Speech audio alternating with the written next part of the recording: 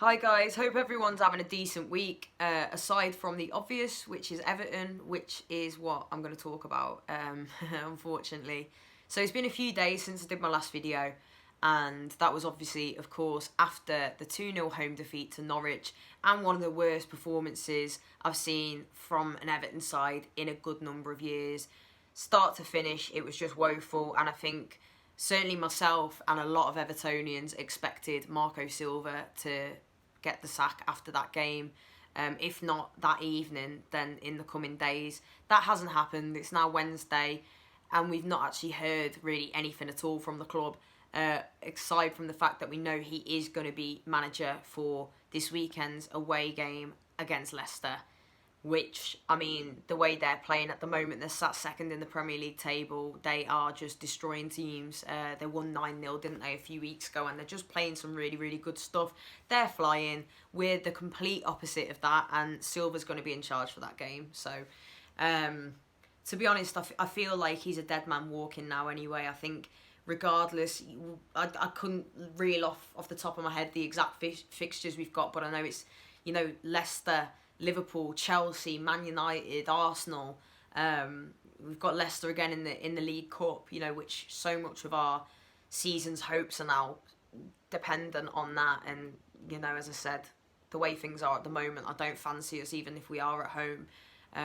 Goodison isn't going to be the best place to play at the moment. Obviously, I think it's just a sign that us fans have had enough. People can say what they want about some of the chants that were coming from some of the fans and stuff, and I get that. Who wants to see Goodison like that? Nobody does. Nobody does. Not the fans chanting it, not anyone. Not a single Evertonian there would ever want to see Goodison that way, but unfortunately I think it's got to the point where the fans are just wanting their voices to be heard because the silence is deafening from the club. I think Silva probably should have gone a good while ago. We've lost some games this season that are just inexcusable. And not just this season, I say it all the time. You forget that, forget that last little spell that we had towards the end of the last season. Take that out of the equation. And we had a really tough season again. A really poor season as well. We beat United, we stuffed United. We beat Chelsea, we beat Arsenal. Got a decent point against them because they were obviously, leading the title race at the time. But other than them performances and those decent results, the season was poor. We've lost 2-0 to all three of the newly promoted sides. We've lost to Bournemouth, Burnley, Brighton. We've been played off the park by teams as well. And the wins that we did get, we're fortunate. I know full well, that the injury crisis this season has been ridiculous. The injury to Gomez, Gabarmin. Delph's been riddled with injuries. We've not had the best, have we, with luck and decisions. However, for me, there's only so much you can put down to that. The fact we're losing to the likes of Villa 2-0, Sheffield United, Norwich, to concede 6 and not score 1 against all three of the newly promoted sides, 2 of them being at home. I just think that in itself is shocking, but you forget all the other terrible results that we've had from this season and last as well. So for me, it's not all on him. I don't blame Silva entirely. However, too many times we saw the wrong starting 11. Too many times we see the wrong substitutions being made or at the wrong time.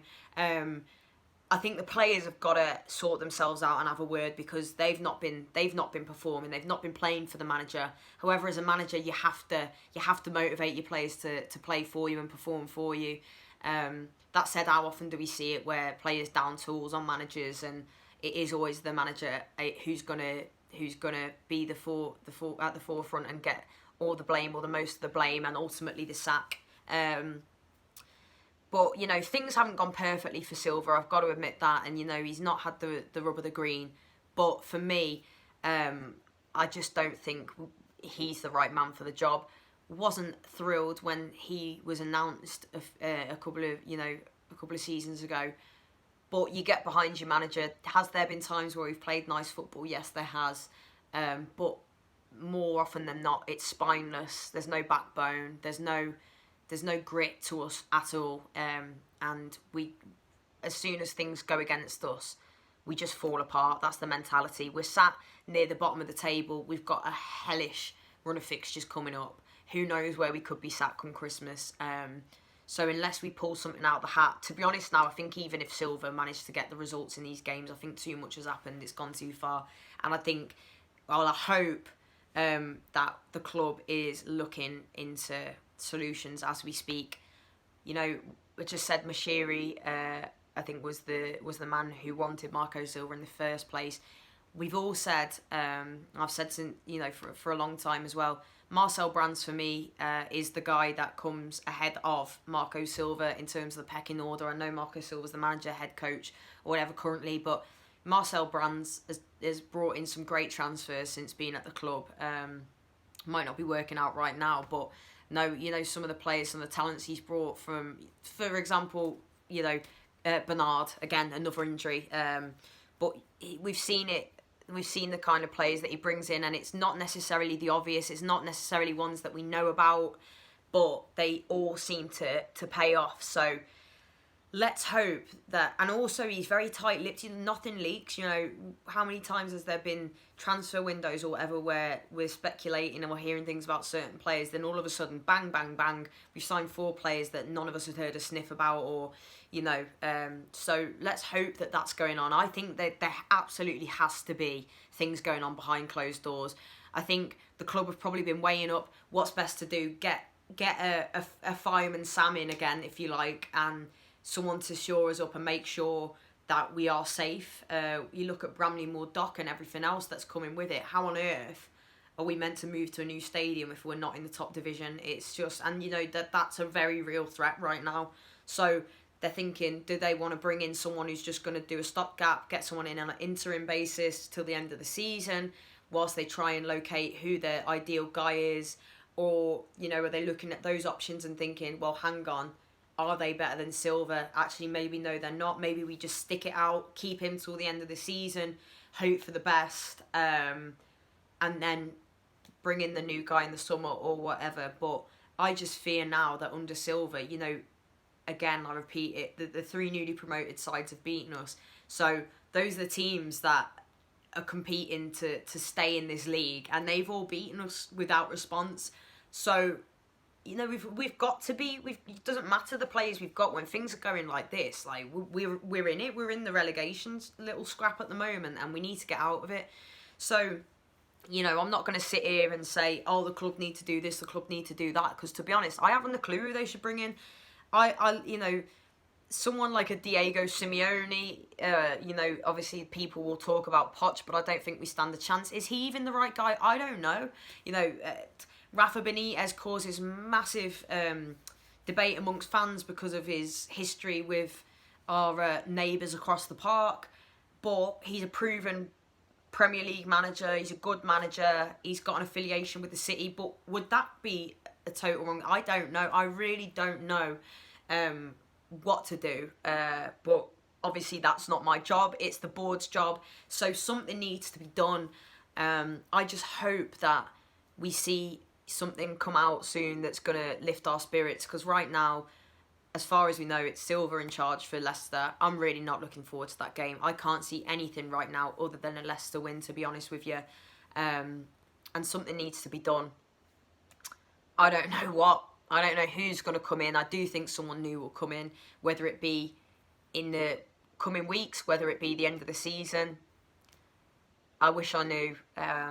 But all I know is it's become a bloody chore going to watch Everton, and it's horrible. I hate feeling that. Thank God I work with the women's team, and thank God they are smashing it. Like, I'm so glad I've got an Everton team that I can be super proud of, and that's just dashing teams aside. 3-1 win again at the weekend against Spurs. We've got Chelsea this Sunday at home, the Merseyrail Stadium in Southport. It'd be great to see some of you there, but I appreciate, like, when it's so hard with supporting Everton at the moment, it just puts you off footy. I get that. I totally get that.